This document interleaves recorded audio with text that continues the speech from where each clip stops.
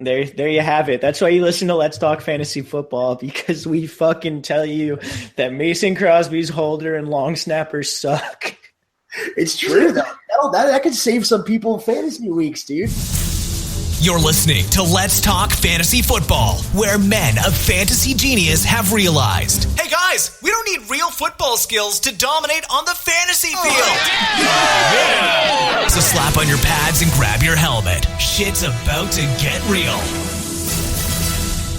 Welcome back, ladies and gentlemen, to another episode of Let's Talk Fantasy Football. I'm your host. My name is Nick Walsh. I'm here with my good friend Matt Rogers. Rogers, what is up, dude? Not much, dude. We got the West Coast crew tonight. Yeah, we got everyone doing the late hours podcast because we're up on Pacific time here. So gotta love that. It's more convenient for us, at least. Before we get into this podcast, guys, I want to give a big shout out to ViewPick.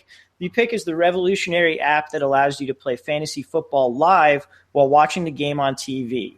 Predict the plays, the result of the play, and literally play fantasy football. You can sign up for the beta now by going to letstalkfantasyfootball.com/viewpick, and that's spelled VUPIQ. All right, Rogers. So tonight we're talking about the NFC North, your favorite division. Yes. This is part one of our NFC North podcast. We're going to cover the Pack and we're going to cover the Bears. So how do you feel about that? Feel pretty good about it? Go Pack, go. And also, what a wide spectrum of potential success this year. Packers, Bears. Oh, dude, it's like the widest spectrum, basically. I'm pretty confident the Packers are going 16-0 and the Bears are going 0-17. Yeah. Wow. That sounds about right. I think it's possible to lose your bye week. But before we get into those two teams, though, I just want to let you guys know our Android and iOS apps are now live. That's right. You can get a Let's Talk Fantasy Football app on your Android or Apple phone. You can go to letstalkfantasyfootball.com/Apple or letstalkfantasyfootball.com/Android for more details on those. And it's pretty cool. You can get ADPs. You can ask questions. You can listen to the podcast. You can queue up whatever episodes you want. There's a lot of really cool features there. So I would definitely recommend it. This is not the Drury you're looking for. That's right. That's right, Rogers. All right. And also before we do get into these two teams, we're going to briefly talk about some news. There's been a bunch of news since our last recording. We're throwing out 4 podcasts this week because we know we let you guys down last week. But we're throwing out 4 of them, so we'll cover the news throughout them. Right now, we're just going to talk about Jay Cutler. He got signed to the Dolphins. Tannehill is fucked, basically, and now the Dolphins have Jay Cutler. What do you think about that, Rogers? There's so many words that can't be described in words, if that makes any sense. I was pretty pumped on Tannehill and his growth. We've always kind of been fans of him on the podcast, and I hate Jay Cutler so much. So it's probably a good signing for them overall. I'm totally being biased, but a lot remains to be seen. There's a decent chance he gets benched for Matt Moore during the year, I think. I've thought that and didn't want to sound too polarly against Jay Cutler and bring that up, but I would not hate that if that happened. Well, I'm a Jay Cutler aficionado, and I'm even admitting that possibility. So, yeah. Other question: would you rather watch him on a broadcast team or watch him play football? Definitely watch him play football because I haven't really heard him speak much, but I'm sure it's not great. And when he plays football, it's usually hilarious for a guy that hates him. So I'd definitely rather see him getting wrecked in pads and throwing picks than telling me about other dudes doing that. That's fair. In fairness to him as well, his quote this week was actually hilarious. So apparently it's pretty funny to listen to him talk this week, or talk as well, where they asked him about what kind of physical shape he's in, and he goes, "I'm a quarterback. I don't need to be in good physical shape." Thought that was real nice. It was really funny, and what was even better for Jay Cutler in this scenario is that at first, local papers kind of thought that was going to be weird for other NFL players hearing that, oh, Jay Cutler doesn't care about his personal shape, and then maybe 6 hours later changed the headline to most of the NFL agrees with Jay Cutler that definitely makes sense. In the best cardiovascular shape to play quarterback. They all like that. Yeah, definitely. The other piece of news that we're just going to cover real quick is Andrew Luck. Chuck Pagano came out today and said that there is no timetable for Andrew Luck's return. Everyone keeps saying there's a strong possibility he starts the year on the PUP list, which would mean he misses the first 6 games. That's going to downgrade everyone on the Colts, right? Or am I off on that?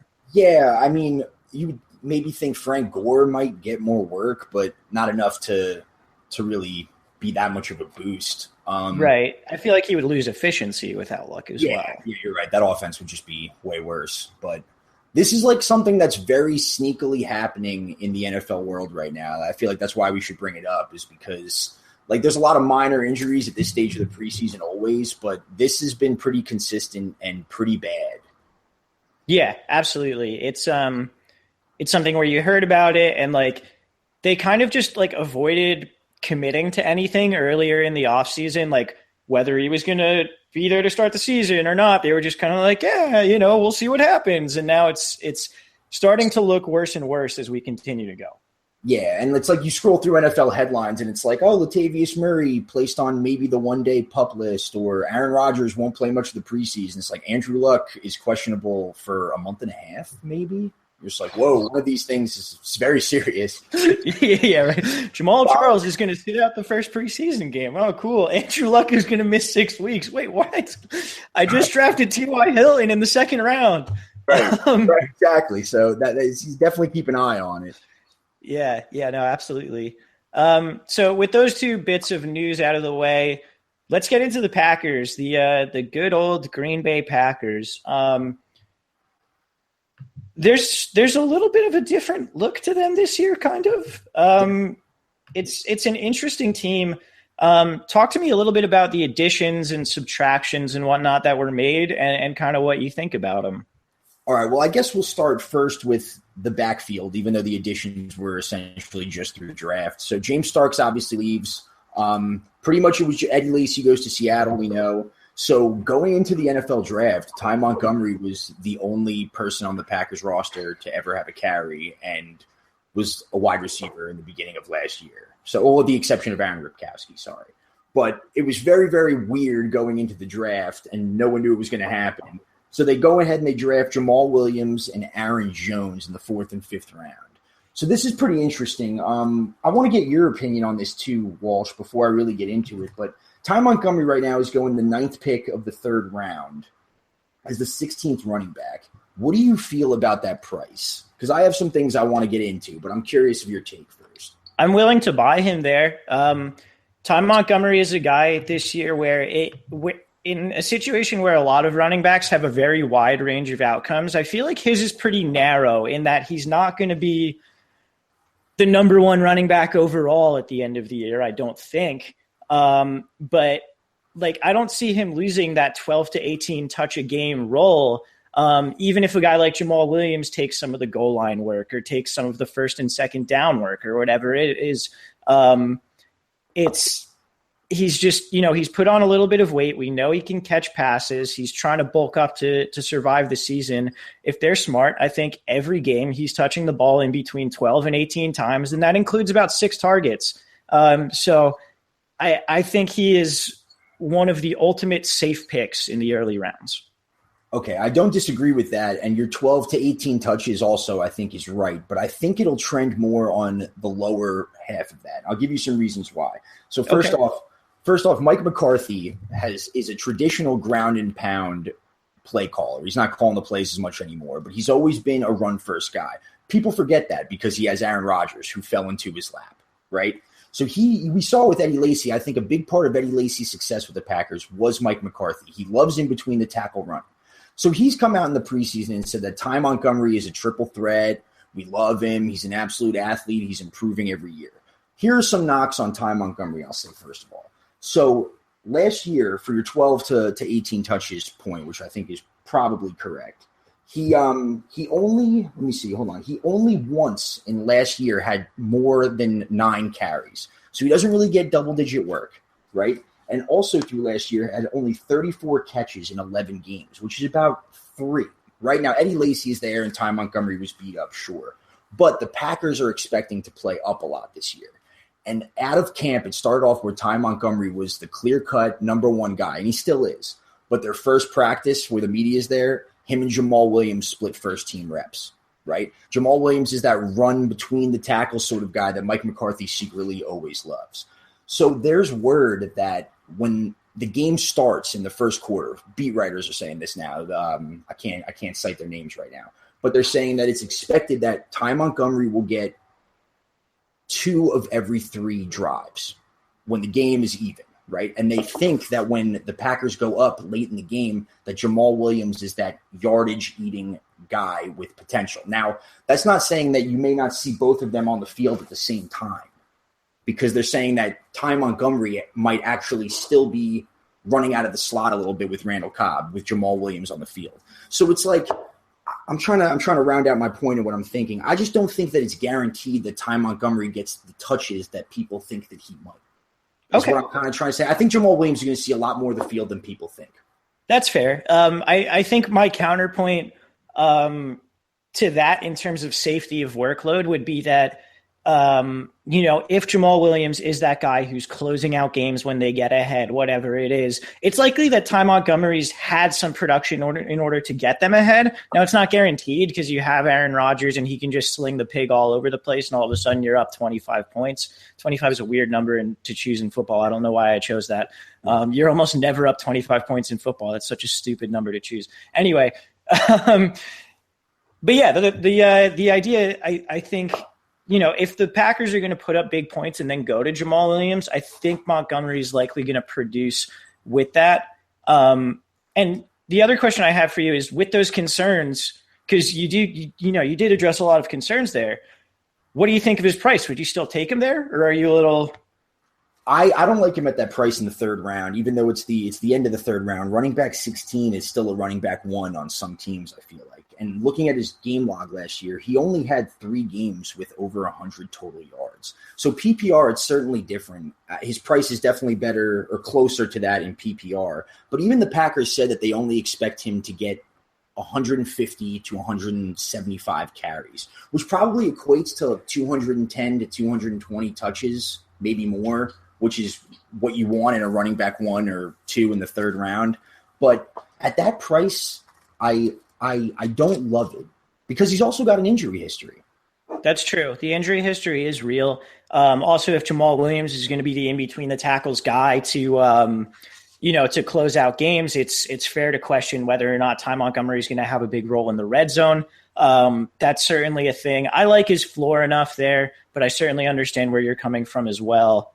Here's one last point that I was actually searching for while I was rambling last time, is that Mike McCarthy, when he was addressing Ty Montgomery, and now he's the triple threat and everything, said that he would like to see him better in pass protection. And then 2 days later at the next practice said that Jamaal Williams is an elite pass blocker. And then right after that, they started splitting first-team reps. So for me, I just at the very least think this could turn into a committee situation. I'm not saying Jamaal Williams isn't at his right price at running back 47. I'd maybe take him a little bit higher. But I just would not be shocked to see a little more of a timeshare happening, because when asked who he would compare Jamaal Williams to, Mike McCarthy said James Starks, who he loved. So that's very true. Yeah, no, those are all very, very good points from a man who pays attention to the Packers more than most. So definitely keep those in mind. As you said, Jamaal Williams is going a little bit later on in drafts, second pick of the 11th round in 12-team PPR. That's running back 47.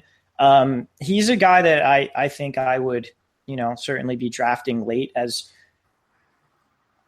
upside, though the other thing is that too. So say Ty Montgomery goes down. Do you think Jamaal Williams is the guy, or does it then become sort of a timeshare between Williams, Aaron Jones, and potentially even Davante Mays, who they drafted in the 7th round? Right. I don't know if it would turn into that necessarily. I think, one, they would just run the ball a lot less. And Jamaal Williams would definitely be the handcuff, because whenever you read anything about Aaron Jones, all they talk about is his pass-catching ability and his route running. So it doesn't seem like they really view him as a guy that would ever deserve, at least this year, more than 3 or 4 carries a game, regardless of the situation. So if Ty Montgomery were to go down, I think it would just be Jamaal Williams is mostly our dude, and we're just throwing the ball 45-plus times a game with Aaron Rodgers. Okay, that's very fair. Let's move on to the pass game. Aaron Rodgers, QB1 off the board. He is going the second pick of the third round. I mean, it's too early for me to take a quarterback, but like, I can't really argue with Aaron Rodgers being the number one quarterback off the board. I'm just not going to end up with him unless he drops. Right. I mean, I would agree with that.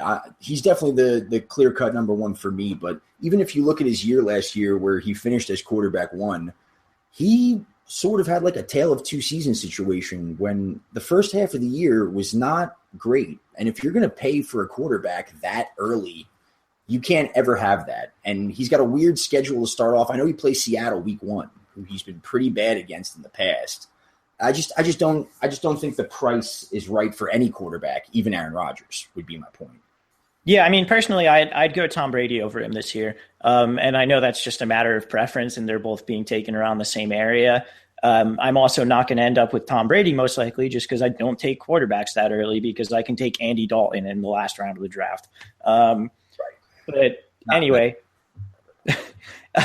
let's talk about his weapons, because this is where I think this gets interesting. And this is where I think when you really try and break down the numbers on some of these guys, I think there's a bit of a discrepancy between where we're drafting them and or at least some of it. Basically, I think there's a lot of mouths to feed. Wide receiver wise, we have Nelson, we have Davante Adams, and we have Randall Cobb. Those are the three primary guys. We also have Martellus Bennett getting brought in at tight end. Jared Cook is gone. He's a Raider now. Richard Rodgers is still there. They signed Lance Kendricks too. So, I mean, where does all of this go to you? And I guess we can start with Jordy, or you start wherever you want to start. I mean, we probably should start with Jordy. I would say that your concerns are definitely right. There are a lot of mouths to feed. Bringing in Martellus Bennett and Lance Kendricks kind of makes it more confusing in that sense. But Jordy Nelson, I think, is the Frank Gore of wide receivers, because you can always count on him. He's 32 this year, so people are getting weirded out. But you can always count on him to produce until he doesn't, is what I mean by that comparison. Like, buy in until you see signs of failure. Because he got hurt in 2015, as everybody knows, and came back and was wide receiver one last year, if I'm not mistaken, right? Two. Wide receiver two, yeah. So I'm sure the stat that I took, because this was from something that I read from 2 weeks ago, since 2011, he's finished as wide receiver 2, wide receiver 30, where he missed 4 games, and then wide receiver 11, wide receiver 1, and wide receiver 2, without 2015, obviously, in there. So my point is that he's incredibly consistent, and his price is totally fine at wide receiver 6, right? Yeah, wide receiver 6. He is currently the 12th overall pick. Absolutely, I agree with you. I think the caution for a potential age drop-off as well as touchdown regression. He got 14 touchdowns last year. I think those are priced into it at wide receiver 6, because like you could just take him at wide receiver 1. Like if you think he's going to, there's no one's going to take him at wide receiver 1, but like there's not a huge argument not to, or at least to have him on par with the Antonio Browns and the Julio Jones and the Odell Beckhams. He caught 14 touchdowns. That's likely going to regress a little bit, but he also hasn't had less than 8 touchdowns in a season where he's played 16 games since 2010. And in that time, he's only not played 16 games twice. So that's 4 seasons where he hasn't had less than 8 touchdowns. And every season besides that 8 touchdown one, he had more than 10. So this is a guy when we say touchdown regression, he's likely going to have 11 or 12. It's not going to be a huge drop off. Right. You have to expect some regression, like you're saying, especially in the touchdowns. But if you look at his year last year, there were not many inflated games, where it was like, oh, well, he was wide receiver 2 because he had 2 40-point weeks or something like that, like Julio Jones can do, or Odell. So it was like the first 6 weeks, I think he was averaging 53 yards per game receiving. And because the Packers were weird in the beginning of the year last year, and was catching, I think he caught a touchdown 5 of 6 games, right? So you're like, ooh, well, he's pretty touchdown dependent. And then went on for the remainder of the season to average 93 receiving yards per game when the touchdowns sort of died off a little bit from that, extreme pace. So that's exactly what you want, a wide receiver 1, a high floor. And it's arguable that of the 5 wide receivers above him, he might have the highest floor other than Antonio Brown week to week. Would you agree with that? Yeah, I think that's probably true. We all know Julio can kind of dip and go off and then dip and whatever else. Yeah, I think that's probably fair. Let's move on to Davante Adams, because I think we're both on the same page on Jordy. He is currently going as the 6th pick in the 4th round, wide receiver 20 overall. What do you think about him this year, and what do you think about that price? Well, I'll start off by saying we're talking about touchdown regression before. Davante Adams is probably not going to catch 12 touchdowns this year. That should just be accepted. But I've read some articles that say he's overpriced, and it's understandable. But if you take away 6 of those touchdowns last year, that's still good for wide receiver 19, 20-ish, which is right where he's going right now. So I like his potential for targets. It's a passing offense, as we knew. I think last year he had 5 or more targets in every game but 2. And that's with Jordy Nelson on the field, who's had the success that we've said right now. So his target share should go down, and his touchdowns should without a doubt go down. But I think that it's going down right to his price, because he was a top 10 receiver last year, right? So I think his price is factoring in that regression properly, because the stat that I read earlier too that I thought was pretty interesting was of Aaron Rodgers' career. Only 403 of his 2,900 wide receiver targets, which is like 13-point-something%, have gone to a cornerback that's rated in the top 25 by Pro Football Focus. So that's going to happen. He's still going to be targeting Davante Adams a lot, even games where Jordy is facing a Josh Norman or a Richard Sherman or something to that effect, and will still get his looks. Davante Adams will always do. Aaron Rodgers loves to expose young, inexperienced, or just bad cornerbacks. That'll always be there, because now he's solidified himself as the number 2 in that offense. Right. Absolutely. I agree with you completely there. Shout out to our buddy Donnie on this too, who believes Davante Adams is actually undervalued at his current price. So go Pack, go Donnie. He thinks he can even make steps going forward. What I will say is, I think I'm in on Davante Adams there, because the targets are there, and just in terms of, a couple years ago, Davante Adams was widely regarded as like potentially the worst wide receiver in the league, getting a significant amount of snaps. Even by the Packers at one point, that was a consideration. Yeah, absolutely. And Matt Harmon, who's sort of, an authority on wide receivers for NFL.com, he looking at film said Davante Adams still isn't getting a ton of separation, but he has the timing with Rodgers, and he's very good at making contested catches. So we know Rodgers can thread those small windows, and Davante Adams can basically say, no, this is my ball when it comes to him and another guy is near. So that's good. And then also another stat just about his progression as a player in general. Aaron Rodgers' adjusted yards per attempt in 2015 when he was targeting Davante Adams was 5, which is terrible.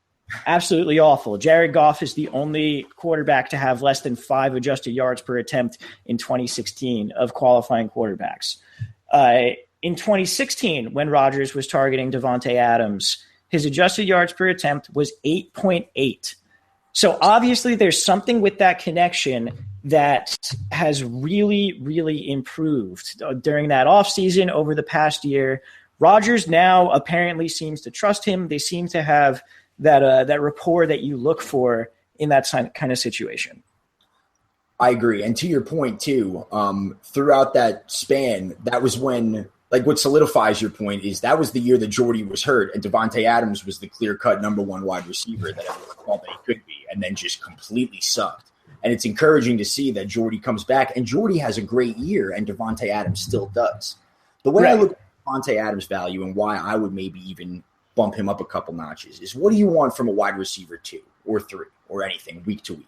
Is you want the highest probability of a touchdown or a 100-yard game, right? So let's talk about Davante Adams and some of the guys going above him. So we'll say any given week, forget the matchups, say it's all an even situation. You have to put money down on Davante Adams, Allen Robinson, Alshon Jeffrey, or Sammy Watkins catching a touchdown. Who are you putting your money on? Probably Adams.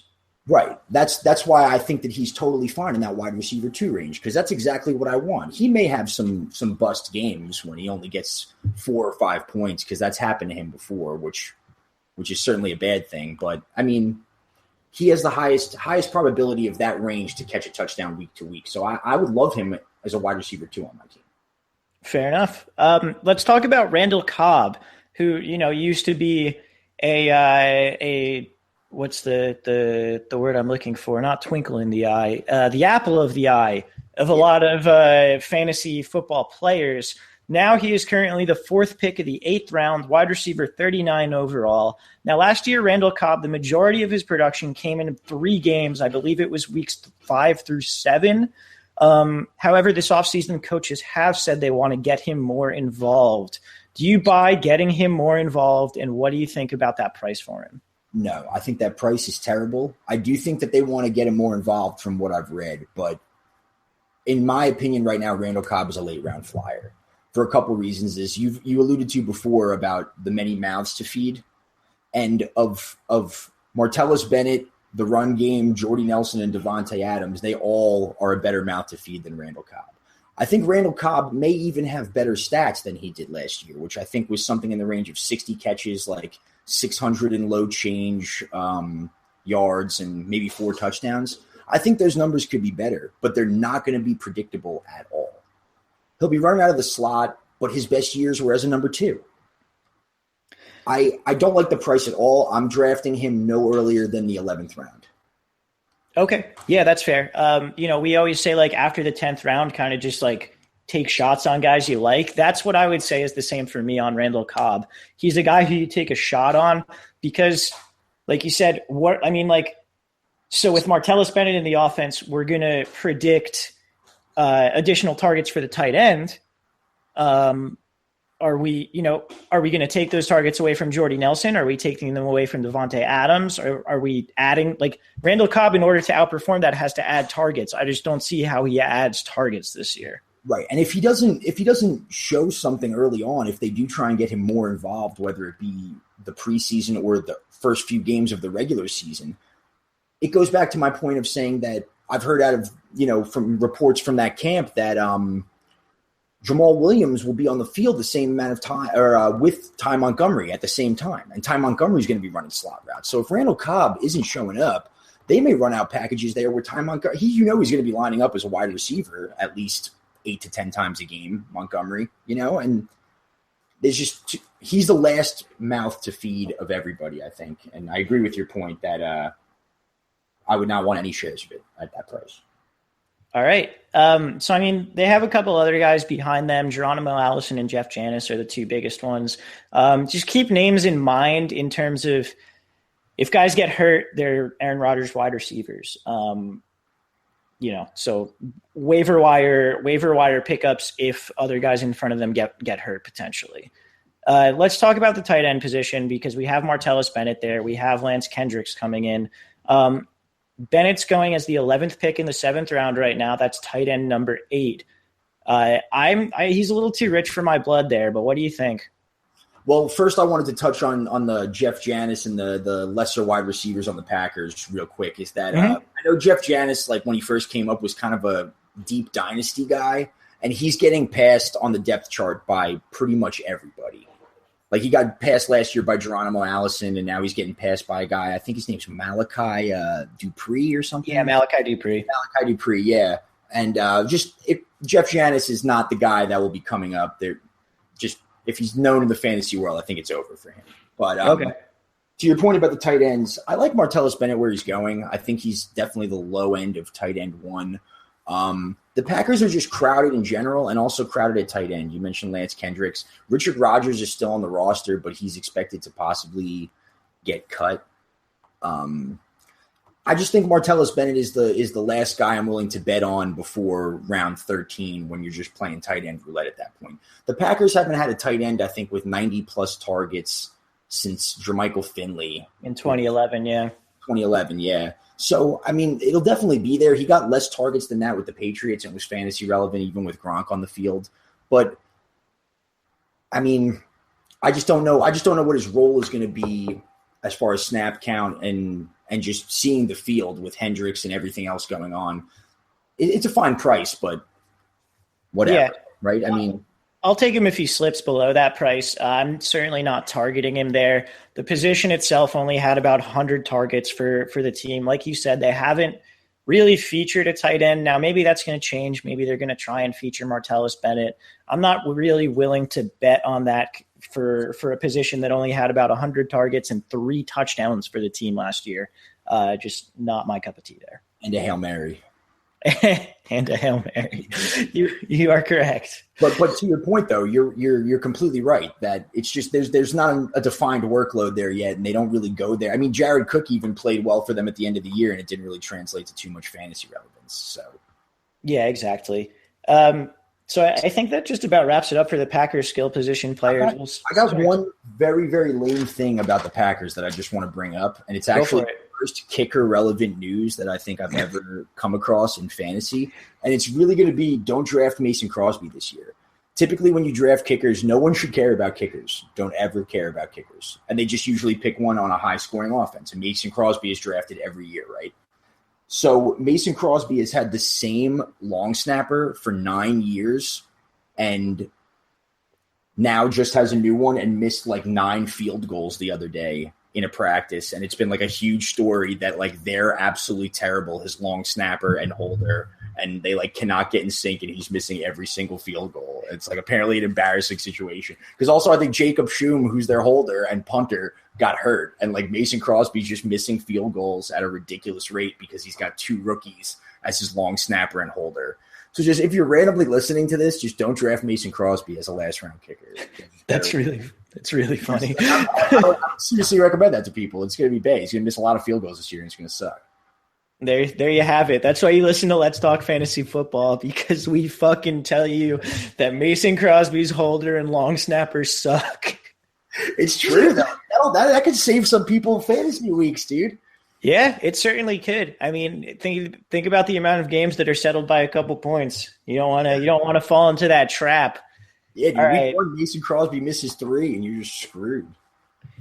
Yeah, no, absolutely. Actually, I do have one more question to see if you actually know, because I'm not sure. Is the Packers secondary going to be any better this year? Because they were absolutely garbage last year. You know, it's funny because every single year it's the same story where you're like, they're supposed to be better, but they're the same people, kind of. So everyone's like, so pretty much it's Devon House and Quentin Rollins, and then Devon House got hurt like 2 days ago, but that's something that's just depressing and for another day. But they're supposed to be their primary. What's up? I was going to say, they gave up like 200 yards to Adam Thielen in a game last year. So I wouldn't be surprised if it happened again, because Demarius Randall was like the guy that everybody was really pumped on. And now apparently they've just been using him in nickel packages. So their safeties are pretty good in Morgan Burnett and Haha. But as I told you, they're running out some packages now in like practice games of Morgan Burnett playing inside linebacker. So it's going to be the same sort of like awkward runaround that makes no sense on paper, but it's just happening before your eyes that they just are very bad. Fair enough. All right. That I think sums up the Packers. This year, dominate your friends with free play-by-play fantasy football from ViewPick. ViewPick is the first play-to-play fantasy football game where you crush your friends from the comfort of your own couch. For the first time in fantasy football, you must think like the players and coaches on the field as you predict the outcome of every play. Visit viewpick.com, VUPIQ.com, and sign up now for an invitation to beta test.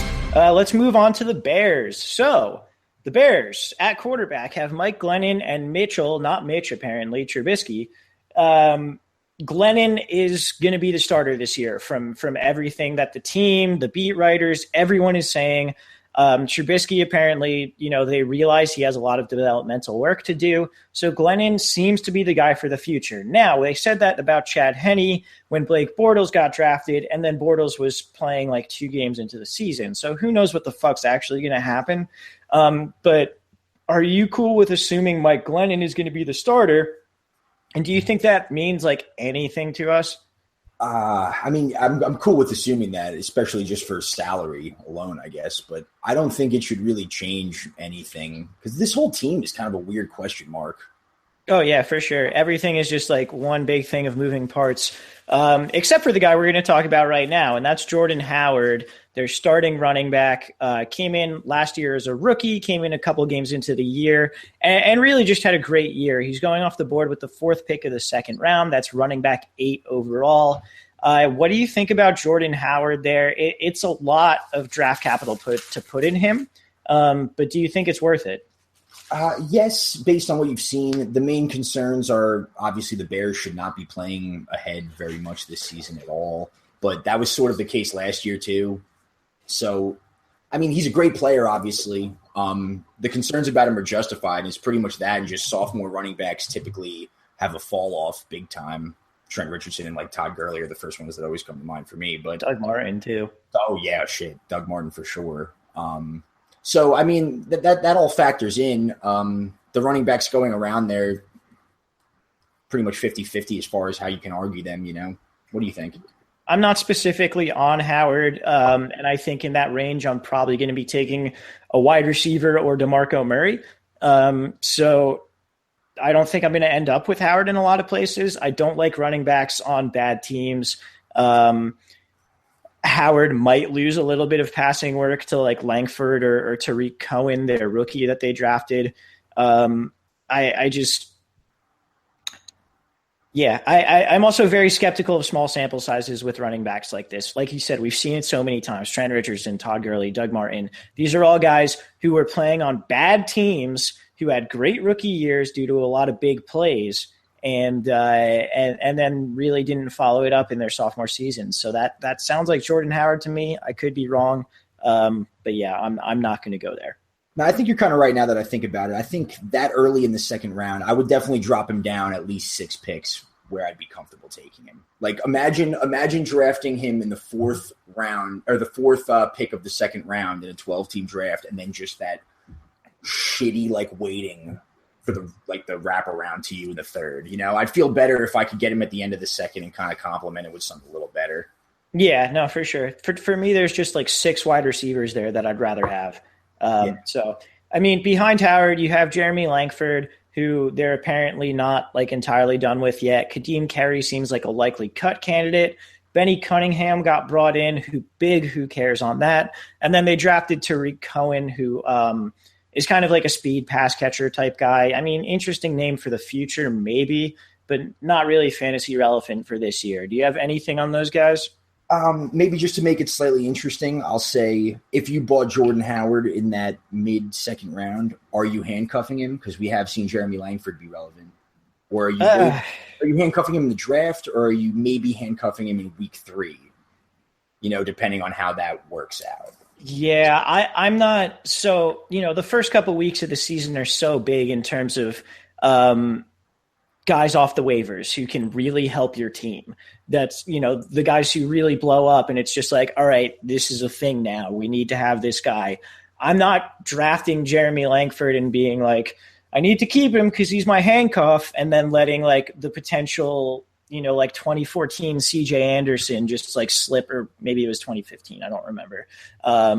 But, you know, just like the potential league winner who comes off the waiver wire week 2, I'm not letting that guy slip away to keep Jeremy Langford on my bench. Right. Yeah, I wouldn't recommend necessarily keeping him, but he would be the first guy dropped in the event of that. But I'm saying in the draft, okay, it would be worth it at all. Like, sure, I mean, you know, hypothetically, you draft Jeremy Langford in the last round of your draft, and then David Johnson goes down.